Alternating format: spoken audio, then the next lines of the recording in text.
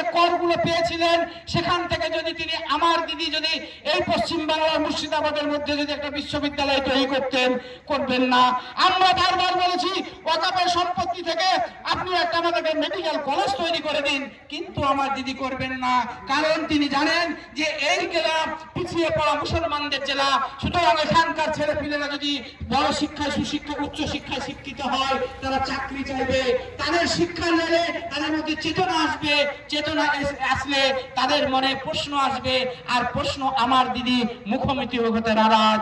তেনাকে প্রশ্ন করা যাবে না যে কেন স্বাস্থ্য ব্যবস্থাটা ভেঙে পড়ছে, তেনাকে প্রশ্ন করা যাবে না কেন আমার মেয়েটাকে যখন আমি কলকাতায় পাঠাই তখন কেন ধর্ষিত হয়ে তার লাশ আমার বাড়িতে এসে পৌঁছায়, তাকে প্রশ্ন করা যাবে না কেন সারের দাম এত বাড়ছে, তাকে প্রশ্ন করা যাবে না কেন এত বিদ্যুতের দাম বাড়ছে, তাকে প্রশ্ন করা যাবে না আমার ছেলেটিকে যখন আমি মাথার ঘাম পায়ে ফেলে যখন টুকটুক করে যখন পড়িয়ে যখন তাকে মাস্টারি পরীক্ষা দিতে পাঠাই এবং সে ভালো রেজাল্ট করে নিয়ে এসে বাড়িতে বসে যখন চাকরি পায় না, অথচ আপনার ছোট বড় ভাই পূজারা আছে তাদের মামা তাদের শালা তাদের শালা তারা চাকরি পেয়ে যায়, এই প্রশ্নটা করা যাবে না। এই প্রশ্নটা করা যাবে না যে কি করে পার্থ চট্টোপাধ্যায়ের মতো একটা গন্ডারের বাড়ি থেকে কোটি কোটি টাকা পাওয়া যায়।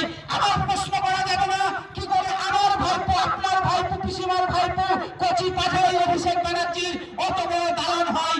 আবার প্রশ্ন করতে পারবেন না কি করে মানিক বন্দ্যোপাধ্যায় থেকে শুরু করে তারা কি শিক্ষাটাকে কেমন করে নষ্ট করতে করা যায়। তাই তিনি এসবগুলো করবেন না, শিক্ষাটা আপনার মধ্যে আনবেন না। তার পরিবর্তে আপনাকে কি করবেন, তার পরিবর্তে আপনাকে কাগজ ধরাবে, তার পরিবর্তে এই পশ্চিমবাংলায় বিভিন্ন রকম ইস্যু তৈরি করবে যাতে আপনি অন্যান্য ইস্যুগুলোকে ভুলে যান। দেখছেন না কিছুদিন আগে এনআরসি হয়েছিল, এখন আপনারা এসআইআর নাম নিয়ে আপনারা খেপে আছেন, এখন কাগজ তৈরি করছেন, কাগজ ঠিক করছেন, কিন্তু এই কাগজ ঠিক করতে করতে করতে আপনি কয়েকটা জিনিস নৃশংসভাবে ধর্ষণ করে তাকে মেরে দেওয়া হয়েছিল, তার কি হলো সেটার আপনার খবরগুলো ভুলে গেছেন। এই ভুলে যাওয়াটাই হচ্ছে ভুলিয়ে দেওয়াটাই হচ্ছে আমার মমতা ব্যানার্জির আসল উদ্দেশ্য। আপনি তো এটাও ভুলে গেছেন যে ওয়াকাফের সম্পত্তি যে আইন, সে ওয়াকাফের আইনটার কি হলো। আমার দিদি মমতা ব্যানার্জি দুধের গাই সম্বন্ধে আমাদেরকে বারবার বলেন, আমার দিদি বলেছিলেন এই ভারতবর্ষের মধ্যে ওটা কেন্দ্রের আইন, এই কেন্দ্রের আইন